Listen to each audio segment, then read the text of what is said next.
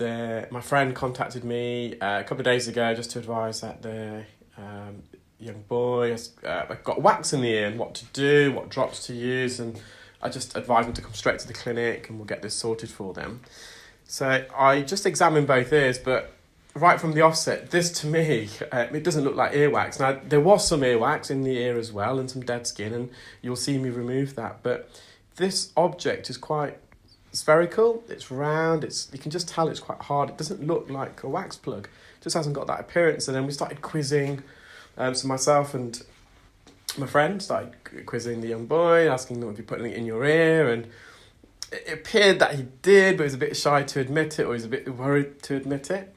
I then had to use an ear hook because it was lodged. This object, which I'll reveal what it is in a moment, it was rock solid, and there was an opening at the top, so I used the hook. There's no way this was going to come out with suction. It's quite deep as well, it's lodged, but fortunately there's a little opening. I got the hook in and behind this object, which is the grand reveal. We believe is a popcorn kernel. Now, we're not 100% sure. We said it might be a seed of some sort as well, but the more and more I examined it and I compared it to images of popcorn kernels online, and I did a little poll on my Facebook and Instagram page asking people what they believe it is, and the majority of people do believe it is a popcorn kernel. So we're going to settle for that. And my friend has told me that if their son does reveal what they did put in the ear, she's going to let me know. Obviously, we explained to the young child not to put anything in the ear. It's going to be dangerous. So I've got this popcorn kernel out, but that had pushed all this dead skin and wax right on the drum. So for me, this is the more difficult part of the procedure. Yes, don't get me wrong, moving that popcorn kernel was a bit tricky, especially in a young child. This is even more complex, I feel, because it's right up against the eardrum. Fortunately for me, the young child was really, really still. He was a bit anxious, but Mum was there to support him, and we just talked him through the procedure. And as long as someone's still, we're able to remove this from your ear. And I explained that to the child, and it was very, very good. He said it made a big difference, actually. And you can see we're just using a fine end suction probe here, and we're right on the eardrum. And we can see the majority of the eardrum. Now, if we left this, it would probably been okay, but because he was so still, so let's just get this out, and managed to remove that slither of dead skin wax. And that's the patient's eardrum, nice and healthy. Although the light reflex is missing there, but you could hear it really, really well. It's probably because it was impacted. Sometimes the eardrum can come a bit traumatised as well when you've got something embedded on it.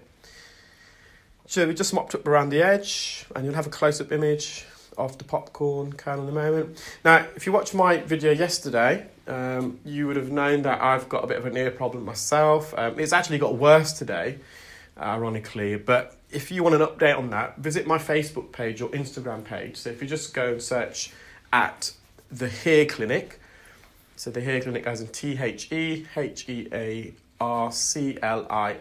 If you spell it to how I'm just going to put the logo up for you now so you can get the spelling.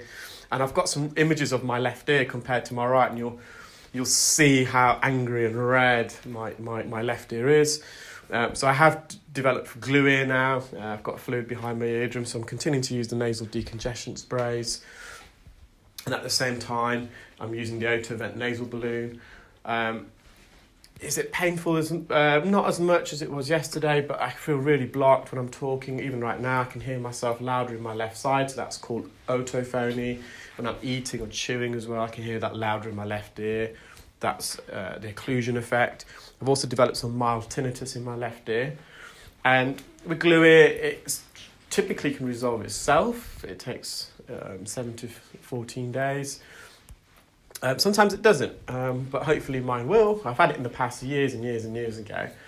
I've got a feeling tonight's going to be a bad night because when I had it last time, it was the second and third night that I found really painful.